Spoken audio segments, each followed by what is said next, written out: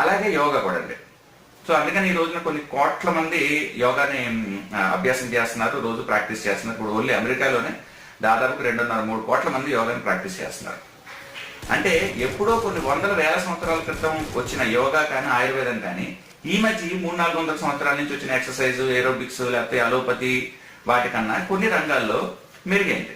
అంటే శాస్త్రీయ ప్రగతి ప్రతిసారి ముందుకే వెళ్లాల్సిన అవసరం లేదండి. కొన్నిసార్లు కొన్ని నాగరికతలు నాశనం అయిపోయినప్పుడు, కాలగర్భంలోనే ఎన్నో నాగరికతలు కలిసిపోయాయి. కొన్ని నాగరికతలు కాలగర్భంలో కలిసిపోయినప్పుడు ఆ ప్రతి నాగరికతకు సంబంధించిన ప్రతి విషయం తర్వాత కాలం వాళ్ళకి తెలుస్తుందని మనం చెప్పలేము. అయితే అలాగని ప్రతి క్లెయిమ్ ని, అంటే పాతకాలంలో ఇది ఉంది అన్న ప్రతి క్లెయిమ్ ని మనం యాక్సెప్ట్ చేయాలా, దాన్ని రీసెర్చ్ చేయాలంటే అవసరం లేదండి. కొన్ని పారామీటర్స్ మనం పెట్టుకోవాలి. ఏంటనేది కొంచెం దాని మీద అవగాహన ఉన్న పెద్దలు కొంతమంది కూర్చొని నిర్ణయిస్తే సరిపోతుంది. నా ఉద్దేశం ప్రకారం ఏంటంటే, నేను జ్యోతిష్ శాస్త్రాన్ని ఎందుకు నేను